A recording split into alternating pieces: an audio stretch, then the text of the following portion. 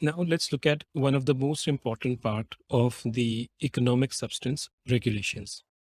And this is around what constitutes a relevant activity. Now, under the economic substance regulation, the compliance to be carried out by an entity doesn't depend what form of entity it is, unless it's an exempt entity, is dependent on whether or not they are carrying out a relevant activity. What I mean by this is, suppose if a company, so the first question we need to see is whether they are carrying out a relevant activity or not. If a company is not carrying out any relevant activity, then the matter ends here.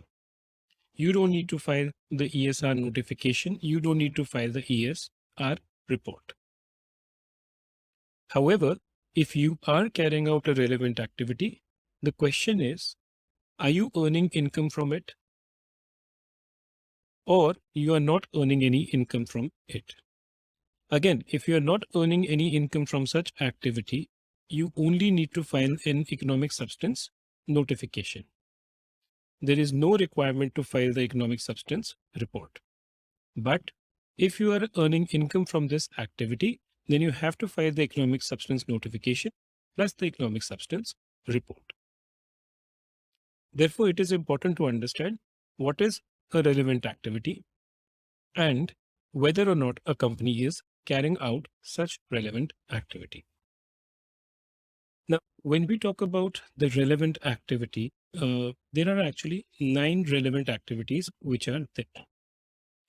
The first one is distribution and service center. Now, within distribution and service center, these are two independent activities, and these are the ones which are most commonly used. In a nutshell, distribution covers purchase of goods from a related party, commonly referred to as a foreign connected person under ESR, and selling them whether to a related or an unrelated party. Service center involves rendering services to a foreign connected person. When we talk about a holding company, that is basically if there is a company whose only business is to invest in shares and other instruments, that is known as a holding company. The third is investment fund management. So when there is an investment manager who's providing discretionary investment management services, they are the ones who are covered here. Headquarters. This applies to a case where a company in the UAE acts as a headquarter for other group companies. Now, it doesn't matter whether this is the ultimate parent company or one of the group companies which is providing services to another set of entities. Then shipping is covered. We all understand what shipping is. Lease finance, again, this is also comprising of two activities. One, lease, the other, financing. Financing is when you give interest-bearing loans to others, whereas leasing is kind of an operating lease other than land.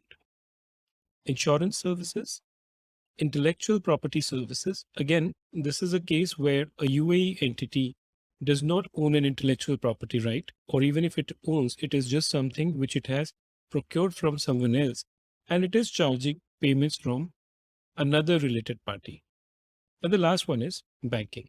So we will look at some of these relevant activities over the next few slides.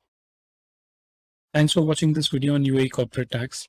If you want to get more such videos with a lot of practical insights that will help you deal with the UAE corporate tax, you can subscribe to our course, whose link is given in the description below. We will be discussing various developments that happen in the UAE corporate tax in this particular course, as well as for the next 12 months. And whatever questions you have, we will be conducting live sessions for queries, etc. for the registered users. So in case that is something for interest for you, do join us at the link given in the description below.